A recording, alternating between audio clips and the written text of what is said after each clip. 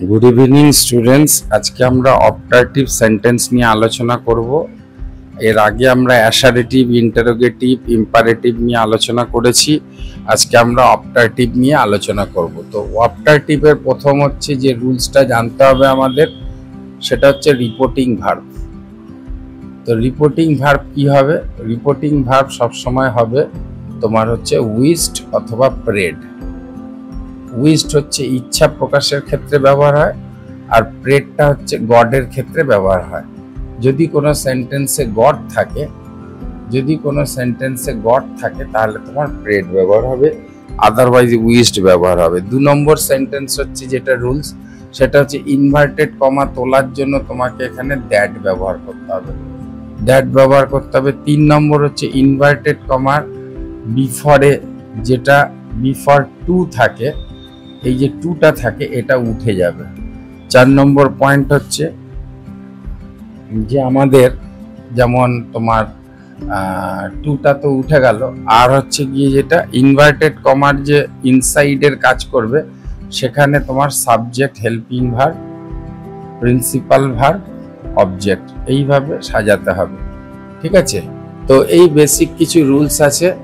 আর সবসময় মনে রাখবে, গড যদি থাকে তাহলে কিন্তু অবজেক্ট ব্যবহার করবে, no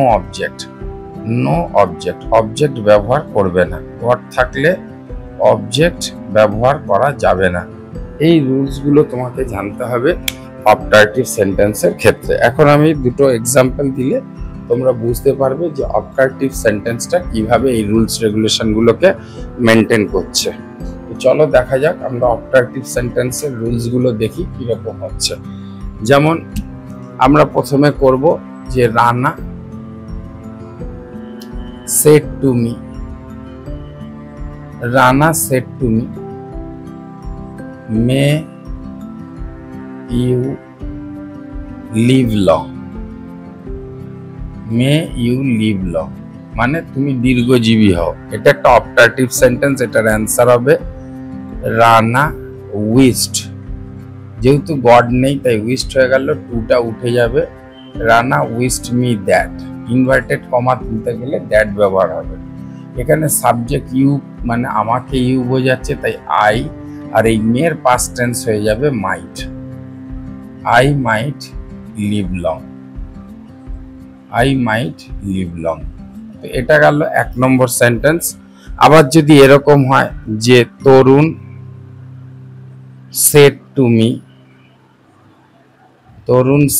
me God bless you, যদি সেন্টেন্সে হয় তাহলে এখানে তরুণের জায়গায় তরুণী হবে, এবং সেডের বদলে কিন্তু এখানে প্রেড হয়ে যাবে। কেন? গড আছে তাই। আর মনে রাখবে এই টু আর মি দুটো বসবে না, কারণ তরুণ প্রেড মি হয়ে গেলে কি হবে? তরুণ প্রার্থনা করছে আমাকে হয়ে যাবে। তার জন্য তরুণ প্রেড দ্যাট। ঠিক আছে? গড থাকলে অবজেক্ট ব্যবহার হবে না, এইটাকে বলে অবজেক্ট, এটা ব্যবহার হবে না। গড থাকলে গডই হয়ে যাবে সাবজেক্ট। আর এখানে হেল্পিং ভার্ব থাকবে না কখনোই। গডের ক্ষেত্রে কিন্তু তোমাকে মাইট ব্যবহার করতে হবে অলওয়েজ। God might bless. আর এই যে তুমি মিটা লেখনি, এই মিটা এখানে ইউ এর পরিবর্তে ব্যবহার করে দিতে হবে। এই হয়ে গেল তোমাদের অপারেটিভ সেন্টেন্স। আশা করি তোমরা অপারেটিভ সেন্টেন্স বুঝেছো। Good evening students. আমরা এক্সক্লেমেটরি নিয়ে আলোচনা করব। এর আগে আমরা অপারেটিভ নিয়ে আলোচনা করেছি। এক্সক্লেমেটরি দেখো রুলস। তো এটা হচ্ছে রিপোর্টিং ভার্ব। কি হয়? এক্সক্লেমড উইথ জয় হয় যদি কোনো আনন্দ বোঝায়, এক্সক্লেমড উইথ গ্রিফ হয় যদি দুঃখ বোঝায়, এক্সক্লেমড উইথ ওয়ান্ডার হয় যদি সারপ্রাইজ বোঝায়। ইনভার্টেড কমা তুলতে গেলে দ্যাট বসে, এবং হাউ বা হোয়াট যদি ইনভার্টেড কমার ভিতরে, এরকম ইনভার্টেড কমার ভিতরে যদি হাউ অথবা হোয়াট হয়, তাহলে তার পরিবর্তে গ্রেড বা ভেরি বসে। এখন কোশ্চেন হচ্ছে যে এটা কিভাবে হচ্ছে, তোমাদের কয়েকটা এক্সাম্পল দেখাই। তো আশা করি তোমরা দেখে নিয়েছো।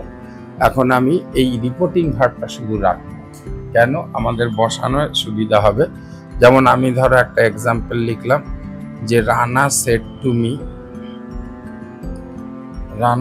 to me যে হোয়াটে, প্রথমেই আমি হোয়াটটা দিয়ে হোয়াটে বিউটিফুল ফ্লাওয়ার ইট ইজ দিয়ে এক্সক্লেমেশন সাইন থাকবে। আমি ফর্মুলার জায়গায় বলিনি, এক্সক্লেমেশন সাইন মানে এরকম একটা লম্বা দাগ দিয়ে নিচে ফুল স্টপ, এই সাইনটা কিন্তু উঠে যাবে। তাহলে আমার এখানে দেখো অবাক হওয়া বোঝাচ্ছে, মানে ফুলটা কি সুন্দর। তার জন্য আমাদের লিখতে হবে অ্যান্সারে রানা, এই গ্রুপটা নিতে হবে exclaimed in wonder, EXCLAIMED। Exclaimed কেন লিখলাম দেখো, এখানে সেড রিপোর্টিং ভার্ব, এটা পাস্ট টেন্সে আছে, টুটা উঠে গেল, এক্সক্লেমড উইথ ওয়ান্ডার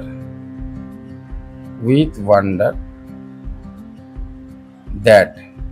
তাহলে এখানে রানা অবাক হয়ে বলেছে, ওয়ান্ডার এখানে মি দিতে পারো, এক্সক্লেমড উইথ ওয়ান্ডার মি, যেহেতু এখানে অবজেক্ট আছে দ্যাট। এবারে দেখো ইনভার্টেড কমার ভিতরে প্রথমে সাবজেক্টের কাজ, তারপরে হেল্পিং ভার্বের কাজ, তারপর প্রিন্সিপাল ভার্বের কাজ। তাহলে এখানে ইটটাই সাবজেক্ট হয়ে যাবে, তাহলে অ্যান্সার হবে ইট ইজ। ইজটা কিন্তু এখন ওয়াজ হয়ে যাবে। কেন ওয়াজ হবে দেখো, রিপোর্টিং ভার্ব পাস্ট টেন্সে আছে, তাই রিপোর্টেড স্পিচ পাস্ট টেন্সে করতে হবে। তাহলে ইট ওয়াজ এ ভেরি কথাটা ব্যবহার করবে। কেন আমি বলেছিলাম হোয়াট বা হাউ থাকলে গ্রেট বা ভেরি বসে, তো ভেরিটাই বেশিরভাগ জায়গায় ব্যবহার হয়। It is a very beautiful flower. তো আশা করি বোঝাতে পেরেছি। এটা হোয়াট দিয়ে হলো। এবারে ধরো কোনো কিছু আনন্দ কিভাবে বোঝে, বেশিরভাগ ক্ষেত্রে দেখবে হুররে যদি থাকে তাহলে কিন্তু আনন্দ হয়। যেমন ধরো আমি লিখলাম যে হুররে, আমি লিখলাম যে রানা, বারবার রানা লিখলে তোমরা বিরক্তি হয়ে যাবে, অমিত লিখি, অমিত সেড টু মি। রানাটা সহজ তো ওই জন্য বারবার লিখি। তাহলে রানা সেড টু, আবার বলছি Rana, Amit said to me hurray, HURRAH, hurray we won the match, ঠিক আছে, অন দ্য ম্যাচ। তাহলে এখানে আমরা কি করব, অমিতের জায়গায় অমিতই থাকবে, এখানে সেডের বদলে কিন্তু এক্সক্লেমড উইথ জয় দেবো, হ্যাপি। তাহলে EXCLAIMED, এক্সক্লেমড উইথ জয়, ঠিক আছে, মি। ইনভার্টেড কমা তুলতে দ্যাট, হুররের বদলে আমি কি বলেছি, যেহেতু তুমি এক্সক্লেমড উইথ জয় নিয়ে নিয়েছো, এটাই হুররের কাজ হয়ে গেছে। Exclaimed with joy me that, এখানে we won the match, we বলতে আমরা, এখানে আমরা বলতে তাহারা হয়ে যাবে, থার্ড পার্সন। ফার্স্ট পার্সন কোনো ন্যারেশনে ব্যবহার হয় না, সেকেন্ড পার্সনও ব্যবহার হয় না, অনলি থার্ড পার্সন। তাহলে দে, এখানে উই ওন আছে, দেখো এটা সিম্পল পাস্টে আছে, পাস্ট পারফেক্ট হয়ে যাবে, হ্যাড উইন ওন উইন, তাহলে they had win the match,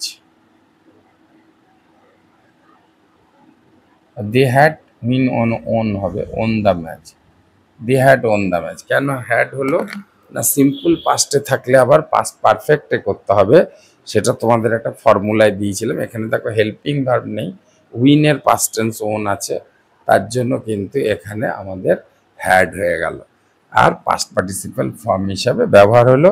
এইভাবেই এক্সক্লেমেটরি সেন্টেন্স করতে হবে। আশা করি ফ্রেন্ডস বা আমার স্টুডেন্টরা সবাই বুঝতে পেরেছো কিভাবে করতে হয়। হ্যাঁ, আমরা আজকে এখানেই ন্যারেশন বা ডাইরেক্ট ইনডাইরেক্ট স্পিচ শেষ করলাম, এন্ড করলাম। তোমাদের যদি ভালো লাগে লাইক করো, সাবস্ক্রাইব করো এবং তোমরা সকলকে তোমার ফ্রেন্ডদেরকে শেয়ার করো। Thank you very much, good night.